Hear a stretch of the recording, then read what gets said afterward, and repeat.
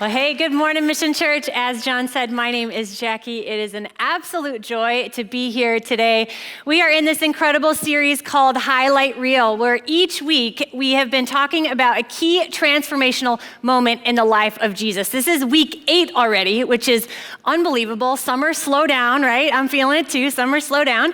But if you've noticed a trend in many of these weeks is that Jesus is tending to invite us into something. Most of these weeks have an invitation from Jesus, and today will be more of the same. Today's topic, as Tommy had said earlier, is Jesus' invitation to rest. Today's topic is Jesus' invitation to rest. Now, I can look out and see everybody's eyes. Some of y'all are asleep already. You're ahead of the curve. This is about to be the best message you actually never hear. This is going to be fantastic. This is great. Well, speaking of rest, I've brought a picture with me. Take a look at the screen. I know, come on. I physically want to eat the screen right now. I physically want to eat the screen. This is little Travis Daniel. This is one of our newest staff member babies. This is Alex and Nate Bryjack's little guy. And what's common if you have an infant or are around infants is this picture, is that an infant's eyes are open. And behind this picture is usually a parent or two who is begging for an invitation to rest. I see some new parents out here. I see you, yeah. And you don't have to have been around an infant or to have an infant to be a little curious about today's topic, right? Maybe it actually woke you up a little bit, sitting up a little straighter, wiping the sleep goop out of your eye to say, what is this invitation for all of us today to rest? Our passage of scripture we're going to talk about is a passage of scripture that we go hunting for. This is a popular passage of scripture, a highlight for sure. We go hunting for it. We make a little image to text our friend. We Google search it to find out exactly what the words are. And do we go on a hunt for this passage of scripture when we're full of energy, full of joy, full of passion? No.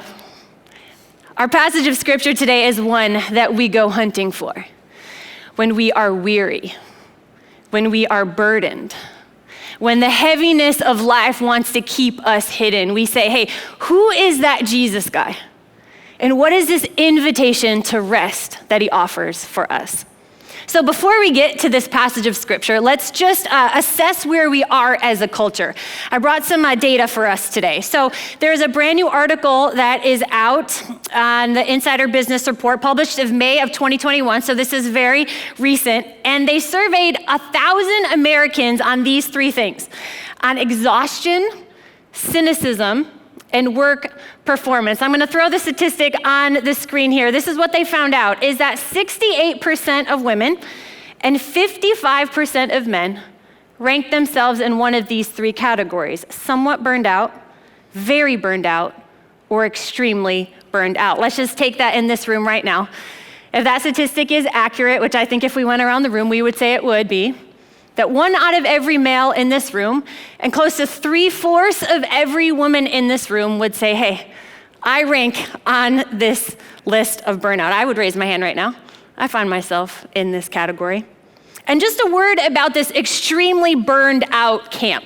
If that's resonating in your soul, this is what I just want you to hear for a minute, is that I hope that this message provides you with an incredible amount of hope. I also would encourage you to get some help. There are Christian counselors that are incredibly helpful. This is where I have gone. It's extremely helpful for me when I have been in this camp of extreme burnout. And so I hope that you find hope today. I hope also if you feel extremely burned out, this means you have sustained burnout and tiredness for a substantial period of time. And there's also incredible resources to help us. So if this is the most current data, what do you say now? We read this timeless passage of scripture. This is Jesus' invitation. This comes in Matthew 11, his invitation to his disciples to rest, his invitation for us to rest today. Matthew 11, 28-30, here's our passage. Come to me, all you who are weary and burdened, and I will give you rest. Take my yoke upon you and learn from me, for I am gentle and humble in heart. Let's say this together, and you will find rest for your souls. For my yoke is easy and my burden is light. Right? We all just took a little exhale in reading Jesus' invitation to rest. And maybe some of us read that and we say, hey, this whole idea of being tired, like that adjective does not describe me right now in my life. That's incredible. That's awesome. Chances are you have felt this way and needed this passage, or you will in the future. And some of us read this, and this is exactly where we are at today. And so if we know this from the research, again, if we went around the room, many of us would identify with this. It begs this question: why do we resist rest? Why do we resist rest? A couple ideas. We believe that more is always better. We believe that striving takes us to the successful place. And don't misunderstand me. There is absolutely nothing wrong with a hard work ethic. Sloth and laziness don't get us or our culture anywhere profitable as a disciple of Jesus.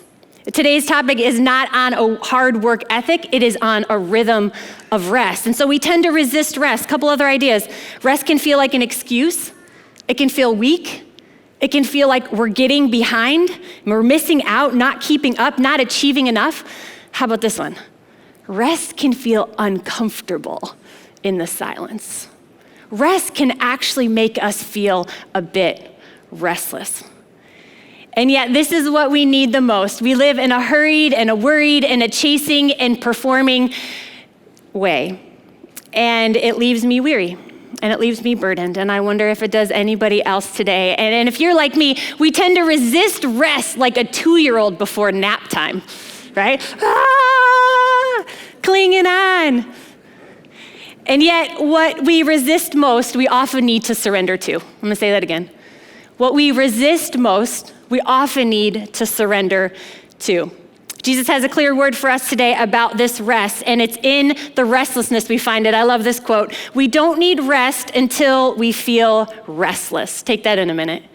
We don't need rest until we feel restless. So right out of the gates today, what is making you feel restless? Answer that in your head. What is making you feel restless? Perhaps this is where Jesus wants to intercept right in your life to offer you some rest. Maybe it's a circumstance or a pressure or a deadline or an unknown or a person. Maybe you found yourself at 9 a.m. Sunday morning in a church because your soul has been feeling spiritual unrest. So for the rest of our time today, we're not gonna caffeinate our way or Red Bull our way, or my preference would be cold brewing with caramel foam cream on topping our way through this topic. We're actually gonna embrace the restlessness that we feel. And at the end, we're gonna find rest. We're gonna find peace. We're gonna find light and easy and a way of life that Jesus designed for us. There are 2 kinds of rest that Jesus invites us into. Jesus invites us into rest for ourselves and rest for our souls. Jesus invites us into rest for ourselves and rest for our souls. First type of rest Jesus offers us is rest for ourselves. Rest for ourselves includes physical rest for our bodies from work. In case you haven't noticed, we are human beings, not human doings. We actually need rest at night, unless you're a college student, then somehow you don't need rest. I never got that. It catches up with you, we all know that. We all need rest at night. Even elite athletes need what? Rest days. That's right, rest days. And why do we need this rest? We need this rest because we are learning that we are Jesus's plan A on the planet to help bring about his kingdom. And what you've noticed is what I've noticed is that actually following Jesus and being his disciple and living this sent life takes energy. It takes being awake. It takes calling and passion. And so we have to have a rhythm of rest to remember, to restore, to refuel for this sent life, this mission ahead. We are going to look at 2 Hebrew words today to understand this rest Jesus offers us. You will walk out of here smarter, I promise. You will walk out of here smarter. The Bible Project, it's this incredible group. They make the Bible come alive. They've got a very helpful video about rest. I encourage you to watch it this week. It'll really illuminate some of the things we talk about today. It was so helpful as I was preparing this content. The first Hebrew word we're gonna learn is this word Shabbat. Let's say that together, Shabbat. Now, the English translation for Shabbat is Sabbath, which means rested, which actually means to cease working. I see some of your heads nodding. You've heard this before. Since the beginning of time, there has actually been a rhythm of rest for creation. Go back to Genesis. Genesis 2, we read that God created the world in 7 days. And for 6 days and nights, we read it was evening and then it was morning. It was evening and it was morning. Now take note, isn't that cool? It actually starts at evening. It actually starts at rest, and then we work and we live and we play from the evening. But on the 7th day, there was something different. Genesis 2, it says this: by the 7th day, God had finished the work he had been doing. So the 7th day, he rested from all his work. Then God blessed the 7th day and made it holy, because on it he rested from all the work of creating he had done. We see this throughout the Old Testament, throughout the New Testament. This 7th day rest, we even find it in the 10 Commandments. It's actually one of the big 10 we find. This 7th day rest. Now let's talk about this number 7. Whenever we see patterns of number in Scripture, they should wake us up a little bit. It catches our attention. We see this with the number 12, with the number 40, and we see this with the number 7. And here is why, is because when we see this number 7, it actually means completeness and fullness. And so when we think of the word Shabbat, we think of rested and this number 7. Now, if you were a Jew in Jesus' day, I brought some props behind me. Some of you guys have been hungry looking at this whole time here. Brought some props with me here. So this Shabbat, the 7th day rest, is Jesus practiced this. And you would practice this in the culture. Every 7 days, you would cease work. And you would have a meal. This is some challah bread. You would have bread. There would be different prayers, different blessings. This is a kiddush cup. It would be full of wine. And you would cease work. And the purpose was to remember who God was, that he created you, and that you are the creation.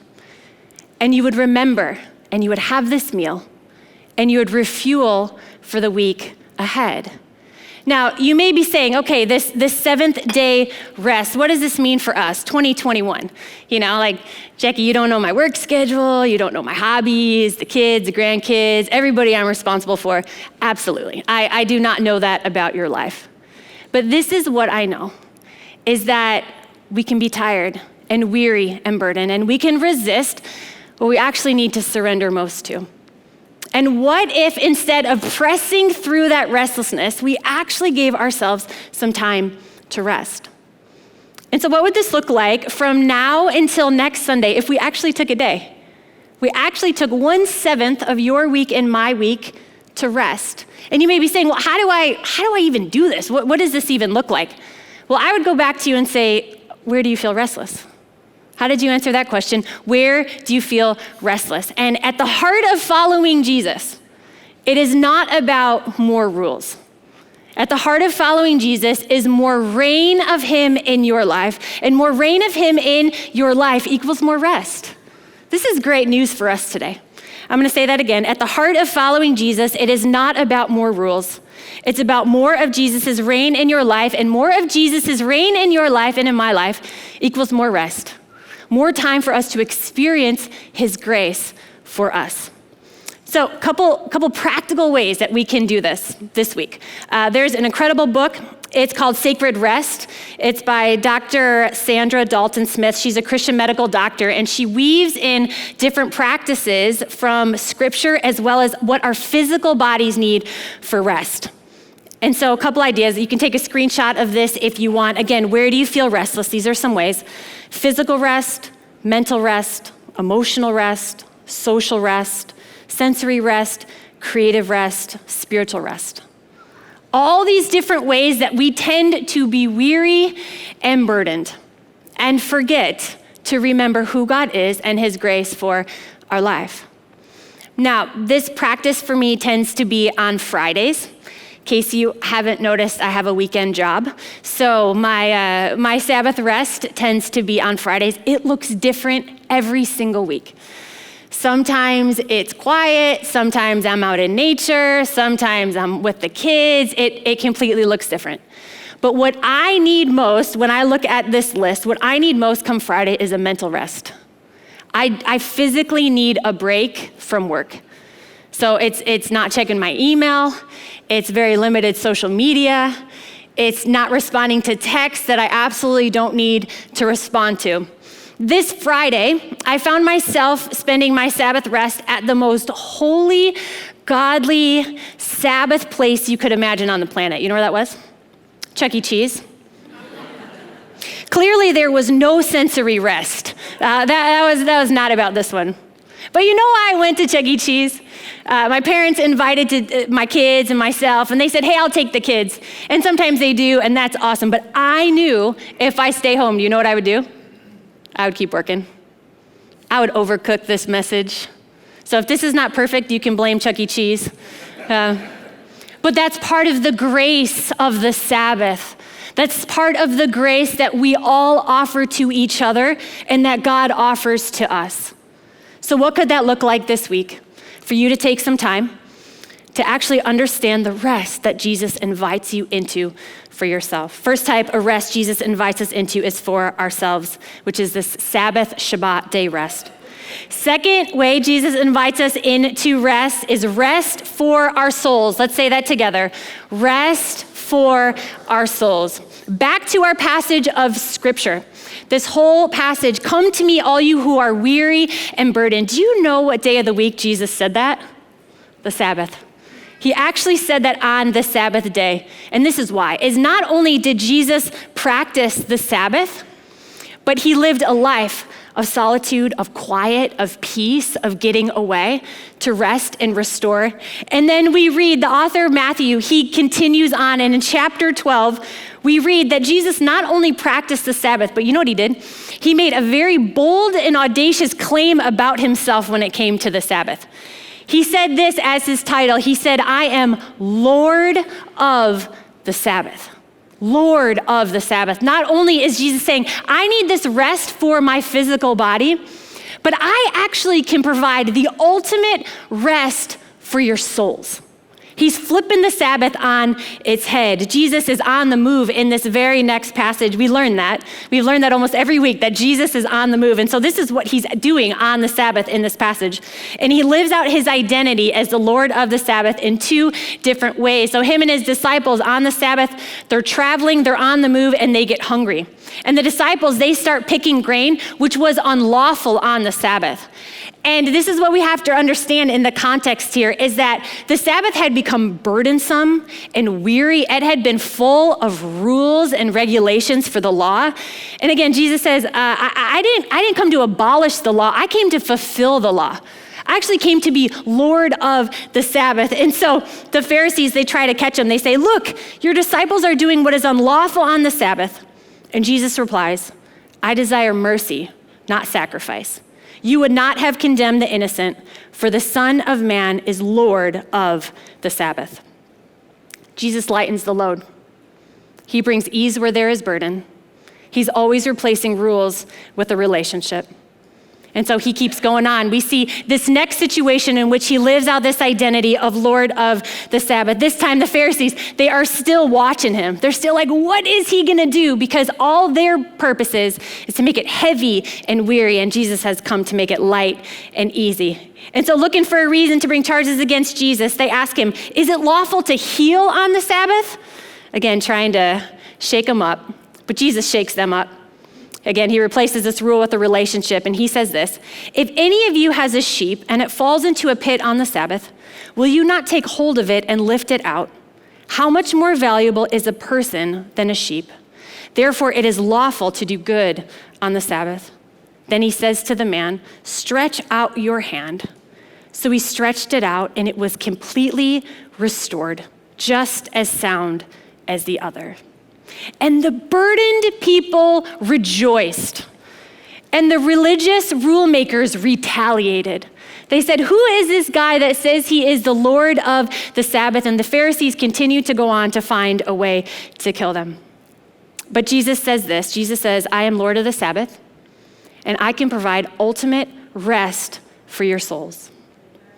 This is our second Hebrew word we're gonna learn today. It's called Nuach. Let's say that together, Nuach. Now this type of rest means to dwell or to settle. This means to dwell or to settle.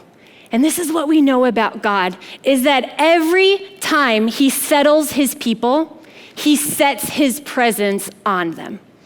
Every time God settles his people in a place or a space, he then sets his presence on them to provide them rest. That's what this type of rest is talking about, Nuach.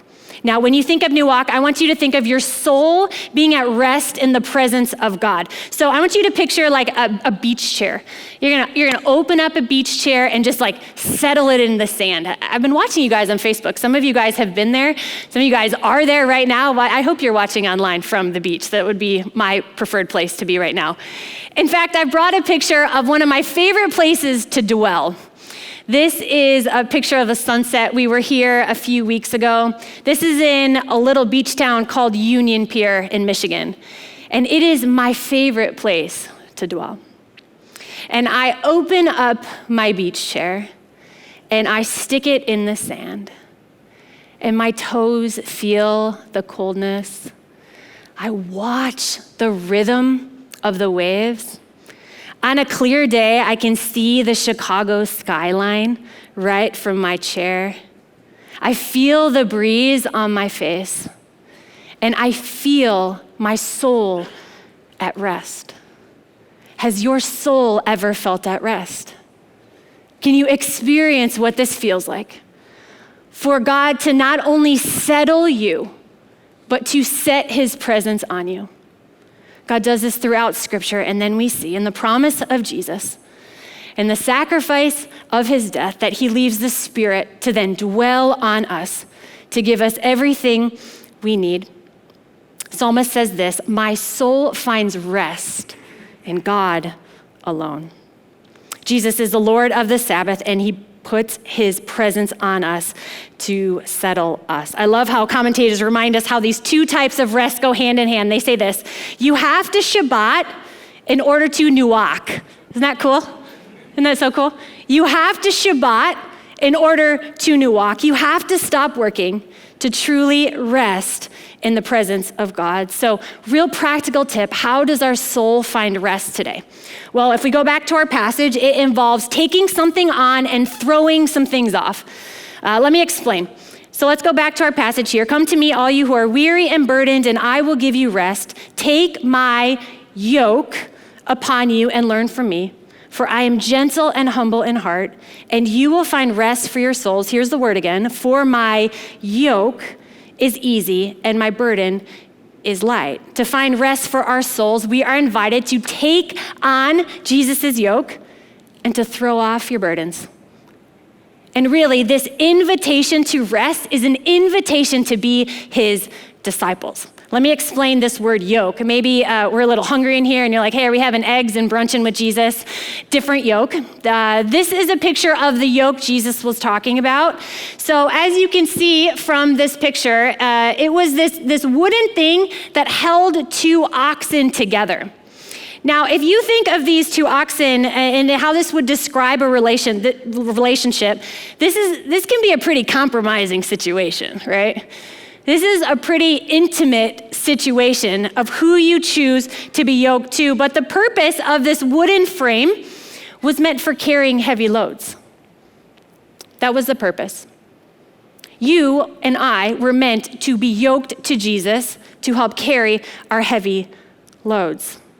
Maybe you've been attempting to do this by yourself, and now as you see this picture, it will understand why it's been so crushing. You were never meant to carry the heavy loads of this life on your own. Or maybe you have been leaving this up to chance, or shall I call them our mini gods or idols of the world, and they're just not pulling their weight. Like that Netflix binge that always promises rest for our souls leaves us still burdened. One more thing I'll say is that no best friend or spouse or roommate in the world can provide ultimate rest for your soul. What Jesus is talking about here is the ultimate rest for your soul is for you and I each to be yoked to him, to become his disciple, to find and follow him. And in this decision to be his disciple provides us rest. And then we get to throw off our burdens. Now, I don't need to tell you that the heavy things of life will find us. Right before I came up here, somebody was telling me of a death that they suffered this week. We all are carrying heavy things on our hearts and our souls today. And Jesus says, hey, be yoked to me. And we also know that there are heavy things that we can throw off, that we choose to find and follow that actually don't provide rest for our souls, that make our burdens heavy instead of light. There's author and pastor John Tyson. He wrote this incredible book, another suggestion for this topic. It's called The Burden is Light.